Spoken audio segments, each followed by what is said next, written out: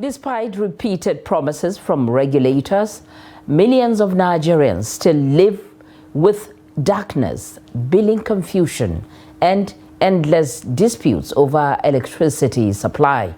At the center of the problem are the electricity distribution companies and a regulatory system that has failed to protect consumers. Data from the Nigerian Electricity Regulatory Commission's third quarter 2025 report shows that Discos funded only 90,172 meters nationwide between 2019 and the third quarter of 2025. Trust TV's Ibrahim Ismail in this next report takes a look at the wide gap between consumer rights on paper and what people face daily. Electricity should be a public service. In Nigeria, it has become a daily source of frustration, debt, and conflict. The country has over 12 million registered electricity consumers, yet more than 7 million of them remain without meters.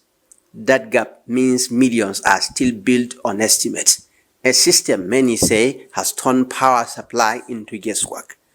Across homes and businesses, people report being charged for power they never used, billed during blackouts, and issued figures that have no link to their real consumption.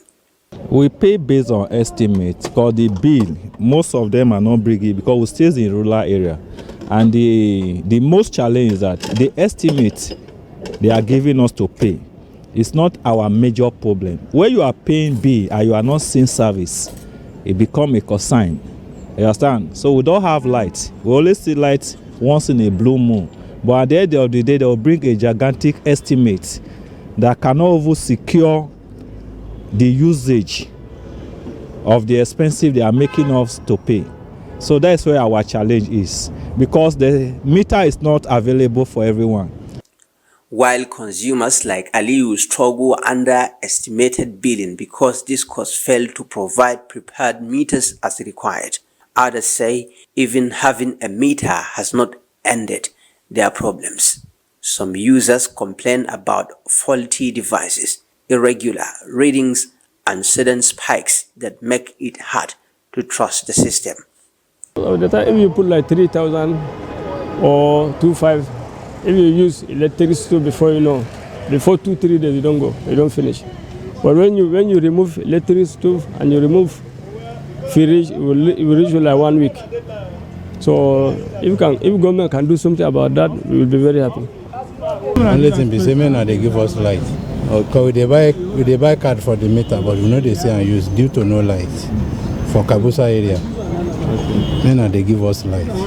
Under Nigerian law, electricity users have clear rights. These include the right to a functional meter, fair and verifiable billing, and safe and reliable supply. Experts say the issue is not a lack of rules, but weak enforcement. It is their responsibility. They have failed in their duty to meter electricity consumers in Nigeria. So how can we be satisfied? A meter is a revenue tool in the hands, that is what should determine the monies they collect, right? But since they are not taking it very seriously, that is why the federal government has to intervene. An intervention in metering has been through between 2013 and 2014. 2014 precisely, we had what is called CAPME, Credit Advance Payment for Metering Implementation. And when that one failed, they now introduced in 2018 what is called Meter Asset Provider Scheme, MAP. From Lagos to Kano, Port Harcourt to Makurdi, complaints follow the same pattern: poor supply, unclear bills, and pressure tactics. From this cause, low awareness of consumer rights and weak penalties have allowed these practices to continue. Even more troubling, regulators and law enforcement agencies are aware that overbilling remains widespread. The critical thing is project management. So you must know the data. How many customers need meter? How many meters can Discos provide in a year? How long will it take to close the gap? Plus the new entrants. Then if it's too long, it's okay. What can we do? We'll give them financial support and find a way to take it later.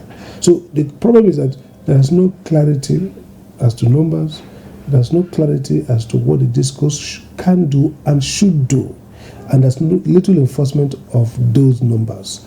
For millions of Nigerians, electricity rights exist mostly on paper, with most customers still unmetered and estimated billing still common.